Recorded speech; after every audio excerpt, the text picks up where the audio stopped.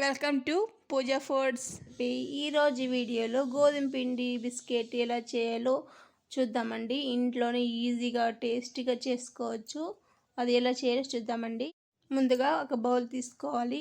ఆ బౌల్లో 1 కప్పు దాకా జల్లించిన గోధుమ పిండి తీసుకొని, అలాగే 1/2 కప్పు దాకా షుగర్ పౌడర్ తీసుకోవాలండి. షుగరు మనము మిక్సీలో వేసి గ్రైండ్ చేసి తీసుకొని ఇదంతా ఒకసారి కలిసేలాగా ఇలా కలిపేసుకోవాలి. గోధుమ పిండితో చేసుకోవడం వల్ల టేస్ట్ అనేది చాలా బాగుంటుందండి. చాలా హెల్దీ అనమాట. ఇది అంతా ఒకసారి కలుపుకున్నాక 2 టేబుల్ స్పూన్ దాకా సూజీ తీసుకోవాలండి. అంటే ఉప్మా రవ్వ తీసుకోవాలి. ఉప్మా రవ్వ కూడా వేసుకొని అంత కలిసేలాగా ఇలా కలిపేసుకోవాలి. ఈ సూజీ షుగర్ పౌడర్ అంతా కలిసేలాగా ఇలా కలుపుకున్న తర్వాత ఒక పించ్ అంత సాల్ట్ వేసుకోవాలండి. టేస్ట్కి బాగుంటుంది.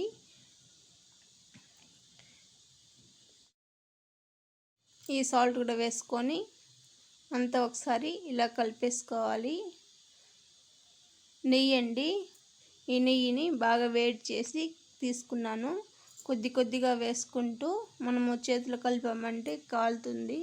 అందువల్ల స్పూన్తో ఇలా కలిపేసుకోవాలి.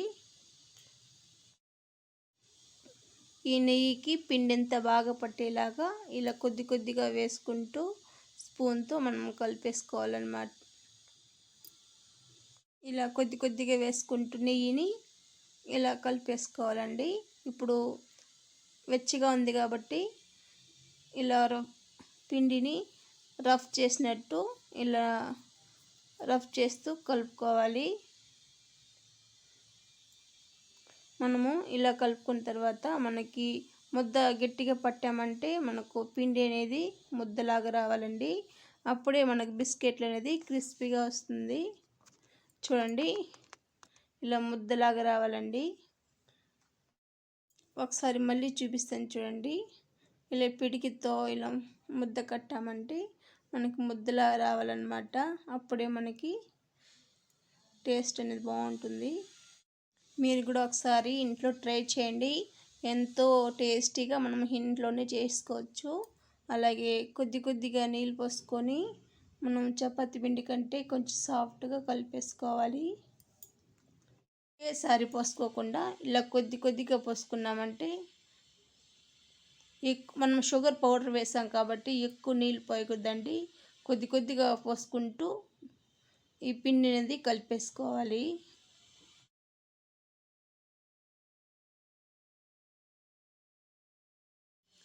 చూడండి, పిండి అనేది ఇలా కలిపేసుకోవాలి.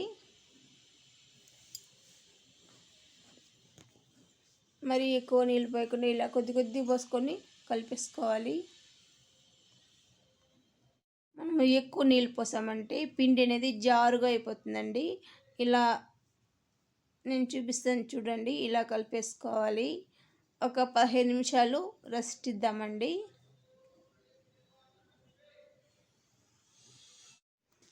మనము 15 నిమిషాల తర్వాత ఈ పిండిని ఒకసారి ఇలా బాగా కలిపేసుకోవాలి.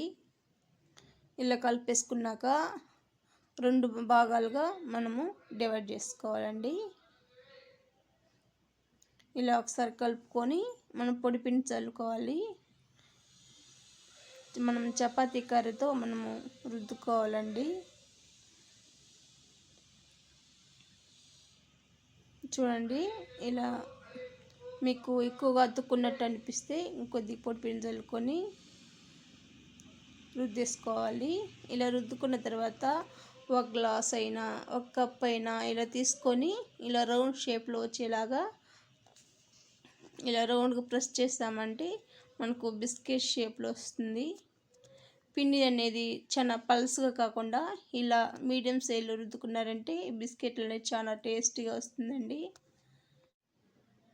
దీంతో ఇలా చేసుకున్న తర్వాత మనకి రాకపోతే చాకు ఉంటుందని కదండి, చాకు, ఆ చాకుతో రౌండ్గా ఇలా చేసామంటే కరెక్ట్ షేప్లో పర్ఫెక్ట్గా వచ్చేస్తుంది. ఇలా కట్ చేసుకున్నామంటే మనకి కరెక్ట్ షేప్లో అనేది వచ్చేస్తుంది అనమాట. చూడండి, ఇలా కట్ చేసుకున్నాక రౌండ్గా మన చాక్తో ఇలా చేసామంటే పర్ఫెక్ట్ షేప్లో వచ్చేస్తుందండి. మరి సన్నగా కాకుండా ఇలా ఈ సైజులో తీసుకున్నామంటే బిస్కెట్లు మనకి ఫ్రై అయ్యేలోపు పర్ఫెక్ట్ షేప్లో వచ్చేస్తుందండి. ఇప్పుడు మనకు ఫ్రై చేసుకోవడానికి ఆయిల్ తీసేసుకోవాలి. నూనె కాగిన తర్వాత ఒక్కొక్కటిగా వేసుకొని మనము ఫ్రై చేసేసుకోవాలండి. ఎక్కువ ఆయిల్ అంతా ఏం పీల్చదండి. 1, 2, 3 లాగా వేసుకొని ఫ్రై చేసుకోవాలి. మనము వీలైనంతగా మీడియం ఫ్లేమ్లో పెట్టుకొని ఫ్రై చేసుకోవాలి. అప్పుడే లోపల దాకా క్రిస్పీగా బిస్కెట్లు అనేది ఫ్రై అవుతుంది.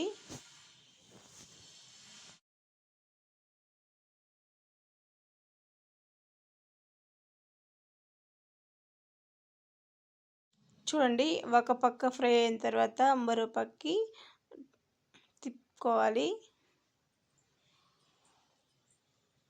ఇలా తిప్పుకున్నాక కలర్ ఇలా వస్తేనే మనం తీసేయాలండి. మరి ఎక్కువ ఫ్రై చేసుకున్నామంటే మనం తీసిన తర్వాత ఎక్కువ కలర్ అనేది చేంజ్ అయిపోతుంది. చూడండి, చాలా టేస్టీగా క్రిస్పీగా బాగుంటుంది. టీ స్నాక్స్లోకి చాలా బాగుంటుందండి. మీరు కూడా ఒకసారి ట్రై చేసి ఎలా వచ్చిందో కామెంట్ చేయండి. నా వీడియో కనుక నచ్చినట్లయితే లైక్ చేయండి, షేర్ చేయండి, సబ్స్క్రైబ్ చేసుకోండి. Thank you.